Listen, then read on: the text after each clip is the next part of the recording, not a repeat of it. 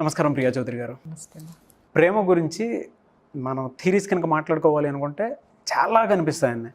అంటే దాన్ని ఒక్కొక్కరు ఒక్కో రూపంలో వర్ణిస్తూ ఉంటారు. సరే, అది ఓకే, అది అనుభవించే వాళ్ళకే తెలుస్తుంది. ఒక్కొక్కరు ఒక్కొక్కలాగా వెతుక్కుంటూ ఉంటారు. కాబట్టి అది ఏ రిలేషన్షిప్లోనూ ఉంటుందని కూడా మనం అనుకోవడానికి లేదు, పలానా చోటని కూడా అనుకోవడానికి లేదు. కానీ బట్ చాలామందికి ఉంటుంది నిజమైన ప్రేమ ఎక్కడ దొరుకుతుంది అని.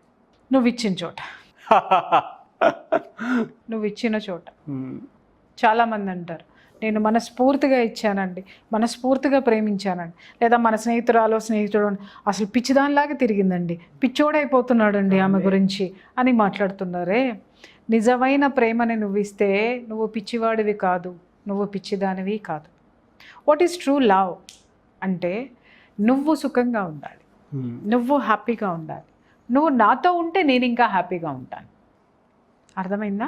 నేను హ్యాపీగా ఉండాలి అని కోరుకో, నీతోనే నేను హ్యాపీగా ఉంటాలనే దాన్ని ప్రేమ అనరు, కోరిక అంటారు. బాస్, నువ్వు బాగుండాలి, నువ్వెప్పుడు సంతోషంగా ఉండాలి, నువ్వు హ్యాపీగా ఉండాలి అనుకోవడాన్ని ప్రేమ అంటారు. బాస్, అలాగే నా ఇష్టాల్ని, నా యొక్క కోరికల్ని నీ మీద అమోఘంగా ఉన్నా, నీ చుట్టూ తిరుగుతూ ఉన్నా కూడా దాన్ని అణిచిపెట్టుకుని నువ్వు కావాలని అడుగుతున్నావు కాబట్టి నేను వదిలేస్తున్నాను అంటే దాన్ని దిక్కుమాలిన త్యాగం అంటారు సార్.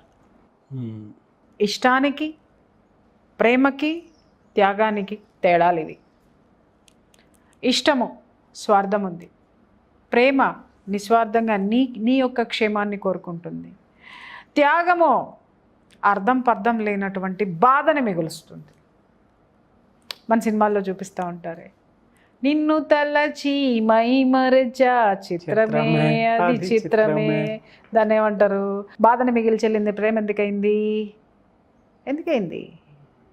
అది నీ స్వార్థం. స్వార్థం, అది నీ స్వార్థం. ఆమె నీకు కావాలని కోరుకున్నావు, అది నీ కోరిక. ఆ కోరిక నీకు బాధను మిగిల్చింది. ఇష్టం వేరు, కోరిక వేరు, ప్రేమ వేరు. ఇక్కడ మీరు ప్రేమ గురించి అడిగారు కాబట్టి దాని గురించి మాట్లాడతాం, మిగిలిన అనవసరం. దాన్ని మీరు ఇచ్చినప్పుడు, ఎదుటివాడికి ఇచ్చినప్పుడు, నా జీవితంలోకి వచ్చావా నువ్వు, వెల్ అండ్ గుడ్, హ్యాపీ, నేను చాలా సంతోషంగా ఉంటా. లేదు, నీ జీవితంలో ఇంకొకళ్ళని నువ్వు పిలిచావా, నువ్వు ఆనందంగా ఉంటున్నావా, రైట్, నీ ముఖం మీద ఎప్పుడు చిరునవ్వు ఉండాలి, నేను అది కోరుకుంటున్నానమ్మా, నువ్వు ఎప్పుడు హ్యాపీగా ఉండు, నీ సుఖమే నే కోరుకున్నా, నేను వీడి అందుకే వెళుతున్నా. అది కూడా బాధగా పాడతాడు. అది నాకు నచ్చలే. బాధగా ఎందుకు పడతాడు? నీ సుఖమే నేను కోరుకున్నాను బాస్, హ్యాపీగా పడాలి. అంతేగాని బాధతో ఏది ఉన్నా అది ప్రేమ కాదు. మనకి బాధను మిగిల్చేది ప్రేమ కాదు. సంతోషాన్ని ఇవ్వాలి. మనం ప్రేమించిన వ్యక్తి వేరే వాళ్ళని ప్రేమించారు, ఆ ప్రేమ శరీరాన్ని కోరుకుంటుందా, లేకపోతే నీతో పాటే ఉండాలన్న స్వార్థాన్ని కోరుకుంటుందా, నీతో మాత్రమే ఫ్రెండ్షిప్ చేయాలని కోరుకుంటుందా? దీన్ని ప్రేమ అని ఎందుకంటారు? ప్రేమగా మనం ఎవరికైనా ఏదైనా చెప్తామంటే నువ్వు బాగుపడు, ప్రేమగా ఎవరికైనా ఏదైనా ఇస్తాము అని అంటే, నువ్వు ఏదైనా పెడుతున్నాము అని అంటే వాడు బాగా తిని బాగా ఒళ్ళు తెచ్చుకోవాలి, ముప్పొద్దుల. ఓకే, ఏదైనా ప్రేమగా చేస్తున్నావు అంటే ఎదుటివాడికి లాభం జరగాలి, ఎదుటివాడు హ్యాపీగా ఉండాలి. That is called love. ఆ ప్రేమ, నిజమైన ప్రేమ ఎక్కడొస్తుందంటే నిజంగా నువ్వు ఇచ్చిన రోజున వాడు కూడా అదే ఫీల్ అవుతాడు. నువ్వు కూడా బాగుండాలని వాడు మనస్ఫూర్తిగా కోరుకుంటాడు. నువ్వు స్వార్థంతో ప్రేమించావు అని అంటే నీ స్వార్థాన్ని వాడు గుర్తించాడంటే వెనక్కి తిరిగి చూడను కూడా చాలామంది అంటారు, ఎంత ప్రేమించానునండి, ఎంత చేశాను, వెనక్కి కూడా తిరిగి చూడలేదండి అని. అవునండి, లేదు, కొన్ని ఫీలింగ్స్ నిజంగా జెన్యున్గా ఇచ్చేసినా కూడా మళ్ళీ ప్రేమ అంటావే. నేను ఇప్పుడే చెప్పా, తేడాలు చెప్పా, మళ్ళీ మొదటికి వచ్చావు. నీ దిక్కుమాలని ఫీలింగ్ని ప్రేమ అని ఎందుకు ఫీల్ అవుతావు నువ్వు? అది నీకు కావాలని నువ్వు కోరుకున్నావు, అది దానికి ఎవడో కావాలి, అది నువ్వు తెలుసుకోకుండా నువ్వెమ్మడబడి నువ్వు దానికి అడిగి అడగకుండా నువ్వు అన్నీ ఇచ్చేసేసి మళ్ళీ దానికి ప్రేమని ఎట్లా పేరు పెడతావు? అలాగే పిల్లల విషయంలో కూడా తల్లిదండ్రులు ప్రేమను పెంచుకుంటారు, కానీ తల్లిదండ్రులు చివరికి వాళ్ళు ఏదన్నా చేశారు, బాధపడ్డారు అని అంటే వాళ్ళు ఆధారపడ్డారు. ప్రేమతో పాటు తల్లిదండ్రులకి ఆధారపడటం అనేది ఉంటుంది. ప్రేమను పంచిన రోజునంతా వాళ్ళకి వీళ్ళలో ఓపిక ఉన్నంత వరకు వాళ్ళకి ప్రేమని ఇస్తారు. ఓపిక అయిపోయిన తర్వాత ఆధారపడడం అనేది, ఒక స్వార్థం అనేది ఉంటుంది. అది ఎప్పుడైతే జరగదో అప్పుడే అడవడం మొదలు పెడతారు. అర్థమైంది? ఎవరు యాక్సెప్ట్ చేయరు. కానీ రైట్ పాయింట్ ఇది. బంధాలు, ఇవన్నీ బంధాలు అనాలి కానీ ప్రేమలు అనకూడదు. నాకు ఇప్పుడు మనం పిల్లల్ని ఎందుకు కంటాము? మన ఆసరా కోసం కంటామండి. దాన్ని ఒప్పుకోవాలి. ప్రేమగా పెంచాలి వాళ్ళని. ప్రేమగా మనం పెంచాము అని అంటే వాళ్ళలో మంచి క్వాలిటీస్ వస్తాయి. కొంతమంది ప్రేమ ఎలా ఉంటుంది అని అంటే దిక్కుమాలిన ప్రేమలు ఉంటాయన్నమాట. అతి గారాబాలు చేసేసి ఎందుకు పనికి రాకుండా తయారు చేసే ప్రేమలు కొన్ని ఉంటే, కొన్ని ప్రేమలు వీళ్ళు ఎందుకు ప్రేమిస్తున్నారో వీళ్ళకి అర్థం కాదు. కన్నీళ్ళను మిగిల్చిపోయేటటువంటి ప్రేమలు ఉంటాయి. వద్దు. నీ బిడ్డ అందంగా ఉండాలి, చక్కగా ఎదగాలి, మంచి మార్గంలో ఉండాలి, అన్ని ప్రేమగా చేసి పెట్టు. వాడు ఫ్రూట్ఫుల్గా తీసుకుంటాడు, ఫ్రూట్ఫుల్గా ఎదుగుతాడు, ఫ్రూట్ఫుల్గా ఉంటాడు, వాడి జీవితాన్ని సక్రమంగా సరిదిద్దుకుంటాడు. అది చూసి నువ్వు ఫీల్గా అంటే ఇక్కడ మీరు అనొచ్చు, అంటే ఏందండి ఎవరి నుంచి ఏం ఆశించద్దా అని చెప్పేసి. ఆశించు. ఎవడొద్దన్నాడు? భర్త నుంచి ప్రేమను ఆశించు, పిల్లల నుంచి ప్రేమను ఆశించు, వాళ్ళు నీ మీద నిన్ను చివరికి చూసుకోవాలి అనేటటువంటి ఒక ఆధారాన్ని ఆశించు. ఎవరు కాదని అనట్లేదు, కానీ దానికి ప్రేమ అని పేరు పెట్టకంట. ఎంతో ప్రేమతో చూసుకున్నారండి అని. ఎస్, ఇట్స్ ట్రూ, చూసుకున్నారు, కానీ వాళ్ళలో లేదు. అది వదిలేయి, వాస్తవాన్ని అంగీకరించు. ఇది నేను మాట్లాడతాను. ఎవడైనా ఉపన్యాసాలు బోల్ చెప్తాడు బాస్, ప్రాక్టికాలిటీకి వస్తే అర్థమవుతుంది. నిజమైన ప్రేమ నువ్విస్తే నీకు వస్తుంది. నీ జెన్యూనిటీ నువ్వెవరికి ఇస్తున్నావు? పోతూ పోతూ నీ ఇంటి చుట్టూ బోళ్ళన్ని మొక్కలు ఉంటాయి అబ్బా రోడ్డు అమ్మట. ఏ రోజునైనా ఒక్క లోట నీళ్ళు పోసావా దానికి? ఒక తెపాల పట్టుకొని పోయి ఒక లోటా నీళ్ళు లేదా ఒక గ్లాస్ తీసుకెళ్ళి ఇట్టడాన్ని జీలకరించావు, పోనీ ఆకుల మీద ఆకులన్నా తడుస్తాయి అనుకుంటానికి ఇవ్వవు. ఎప్పుడైతే వాటిని ప్రేమిస్తావో దట్ ఈస్ కాల్డ్ లవ్. ఈ విశ్వానికి ఒక మంచి చెయ్యాలి అని విశ్వానికి నువ్వు ఏదైతే చూపిస్తావో అప్పుడు విశ్వం చూస్తుంది, అరే వీడికి ఏ స్వార్థం లేదురా భయ్, వీడు అది బాగుండాలి అని దాన్ని ప్రేమిస్తున్నాడు. బాగుండాలి, ఎదుటి వాడి బాగు కోసం నువ్వు ట్రై చేస్తున్నావు, దానికి నీళ్లు పోస్తున్నావు, దాన్ని కేర్ తీసుకుంటున్నావు. అప్పుడు భగవంతుడు వీడికి కూడా ఒక కేరింగ్ కావాలి.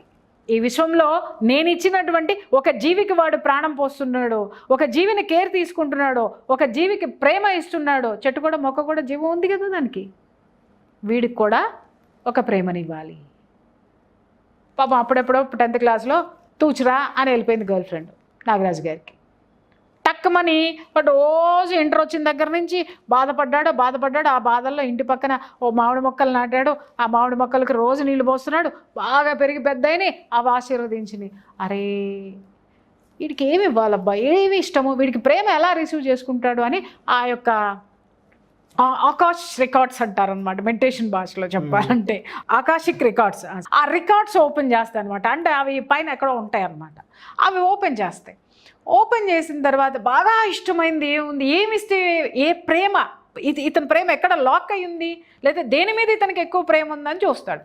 బాగా స్వీట్లు విపరీతంగా తినాలి నాగరాజుకి అని కోరుకుంది. పలానా స్వీటు కోరిక తీరలేదు అని అంటే ఆ స్వీట్ అలా వచ్చేటట్టు నీ ముందు ఆవిష్కరిస్తారు ప్రేమగా తినడానికి. లేదు, అరే 10th క్లాస్లో ఎవరో వాణిశ్రీ అని ప్రేమించాడు రా అబ్బాయి, వీడు ఇంకా తలుస్తున్నాడు రా, వీడిలో నిజంగా ప్రేమ ఉందిరా, వాడు ఏం కోరుకోలేదు. ఆ అమ్మాయి బాయ్ బాయ్ అనగానే వెరీ గుడ్, వేరే ఊరు వెళ్ళిపోయి వేరే చదువులకు వెళ్ళిపోయింది, బాగా చదువుకొని ఆశీర్వదించి పంపించాడు రా. అమ్మాయి అంటే వీడికి బాగా ఇష్టం. ఎక్కడుంది? ఎతుకుతుంది యూనివర్స్. అది కూడా స్టిల్ బ్యాచిలర్. ఆ పక్కన ఇక్కడేమో చెట్లకి నీళ్లు పోస్తున్నాడు, అక్కడే రోడ్డును పోయే కుక్కలకు అన్నం పెడతా ఉంది. అరే వీళ్ళు విశ్వానికి సేవ చేస్తున్నారు, నిస్వార్థంగా ప్రేమను అందిస్తున్నారు. వీళ్ళిద్దరు ప్రేమని ఒకటి చేస్తే ఈ యూనివర్స్కి ఇంకా ప్రేమ అందుతుంది. విశ్వం మీ ఇద్దరిని ఒకటి చేస్తుంది. ఇప్పుడు మీ ఆవిడ నన్ను కొడద్దేమో, నాకేం సంబంధం లేదమ్మా, ఎగ్జాంపుల్ చెప్పాను అంతే. ఎంత హాయిగా మీ ఆయన లోపల ఏమన్నా జ్ఞాపకాలు గుర్తు తెచ్చుకుంటే నేనేం చేయలేను. Please excuse me. ఇంకా నవ్వుతున్నాడమ్మా, నాకేం బాధ్యత లేదు అలా అన్నమాట. నా 6th నుంచి PG వరకు నాతోనే ట్రావెల్ అయింది. నాతోనే ట్రావెల్ అయింది అని అన్నావు కానీ నన్నే ప్రేమించింది అనలేదు, నేనే ప్రేమించాను అని అనలేదు. అక్కడ కూడా అండర్లైన్ చేసుకోమ్మా. నాకు సంబంధం లేదు బా జరిగింది, నేను జస్ట్ ఊరికైనా ఎగ్జాంపుల్ చెప్తున్నా, మీరు ఇంటికి వెళ్ళి ఎక్కడోళ్ళన్నా పడండి, నాకు సంబంధం లేదు అమ్మాయి. అది సంగతి, అర్థమైందా? బాగా లాక్ చేసింది చిన్నప్పుడే, ఏం మామూలు కాదు, తెలివైందే. చూసారా? ఇప్పుడు మళ్ళీ నిన్ను విశ్వం తీసుకొచ్చి పీజీ వరకు నడిపించింది అని అంటే ఎక్కడ ఏ సేవ చేసిందో అమ్మాయి నిస్వార్థంగా ఎవరికి సేవను అందించిందో ఎవరికి ప్రేమని ఇచ్చిందో మళ్ళీ తిరిగి తెచ్చేసుకుంది. అంటే ఎక్కడ పోకుండా కూడా పట్టుకుంది, తిరిగి లాక్ చేసింది. అప్పుడప్పుడు అడుగుతాను అంటే నాకే అనిపిస్తాను భలే ఆలోచించి పట్టుకున్నావు కదా అని అంటాను, నేనే అడుగుతాను. తిరిగి ఆన్సర్ ఏమొచ్చింది? చూడడానికే మరి అని అంటది, అంతే. చెప్పేస్తారేంటి, మొత్తం చెప్పేస్తారు అక్కడ. ఆవిడ ఏం చేశారో మీకోసం చెప్పేస్తారు అక్కడ. చెబితే అక్కడ ఏముండదు, సీక్రెట్లు ఉంటాయి, అవి ఉంటాయి అంతే, అవి అడగకూడదు. అర్థమైందా? ఏ రోజు చెప్పలేదులేండి. చెబితే నువ్వు ఉంటావు భూమి మీద ఇంకొకరి మీద ప్రయోగించవు, అందుకని చెప్పరు. అర్థమైందా? ఆ ప్రేమను ఎలా పొందాలో ఆవిడకి తెలుసు, పొందింది. అది దట్ ఈస్ లవ్.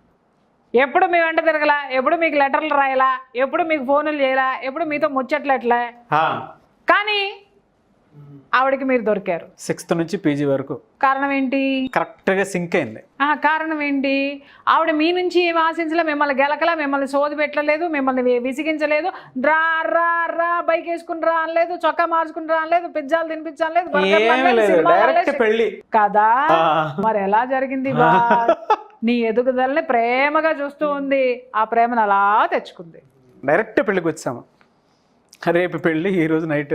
నీకు డైరెక్ట్ పెళ్ళి, ఆవిడ డైరెక్ట్ పెళ్ళి రావడానికి ఎన్ని జరిగినాయి అనమాట, నీకేం తెలుసు? నీకు చెప్తారేంటి? అదే చెప్తున్నా. అది మాత్రం అడుగుతాను అప్పుడప్పుడు. చాలా జరుగుతాయి అక్కడ, బోల్డ్ ఉంటాయి. అది సంగతి. గట్టిగానే రీసెర్చ్ చేసుకుంది ఇక్కడ అన్నిటికీ పర్ఫెక్ట్. ఓకే, మా డాడీకి చెప్తా డాడీ అని చెప్పేసి అన్నారు. ఆయన నాకు ఫోన్ చేశారు, నేను కూడా కొంత అడావిడి చేశాను. మొత్తానికైతే శుభం కార్డు ఈ వీడియో కూడా. Thank you so much Priya Chaudhary. దొంగలు దొరుకుతారట అప్పుడప్పుడు. అలాగా ఎప్పుడు కూడా మీరిద్దరు ఒకళ్ళ కోసం ఒకళ్ళు కొట్లాడుకోలేదు బాస్. స్వార్థంతో లేకపోతే అసూయతోటో జలస్ తోటో చాలా చాలా చదువుతూ ఉంటారు. ప్రేమ ఉన్న చోట అసూయ ఉంటుంది, ప్రేమ ఉన్న చోట ఇంకేదో ఉంటుంది. అసలు ప్రేమ అంటేనే తిరిగి ఆశించినటువంటిది, ఎదుటివాడే ఉన్నతిని కోరుకునేది, ఎదుటివాడే అభివృద్ధిని కోరుకునేది, ఎదుటివాడే ఆనందాన్ని కోరుకునేది. ఇంకా నీకు అసూయ ద్వేష జలస్లు ఎందుకు వస్తాయి? అంటే నువ్వు కోరుకున్నావు అవన్నీ, వాడు నీకు ఇయ్యట్లేదని నువ్వు ఏడుస్తున్నావు. It's not call love, it's lust. But ఇప్పటి వరకు ఎందుకో అండి నిజంగా నాకు కూడా అడగాలనిపిస్తుంది. 6th క్లాస్ నుంచి పీజీ వరకు అని అంటే మళ్ళీ 6th క్లాస్కి వెళ్ళాడమ్మా, నేనేమన్నా కదిలిచ్చానా? ఊరికే చెప్తున్నాను, అంటే అనిపించి ఎంత అడిగినా చెప్తారు. అమ్మాయి వాళ్ళు సాయంత్రం ఇంటికి వస్తారు కదా, చెప్పమ్మా. ఏ రోజు తిరిగింది లేదు మేము, ఏ రోజు ఒక్క రోజు కూడా తిరిగింది లేదు. ఆమె నిన్ను ప్రేమించిందివా?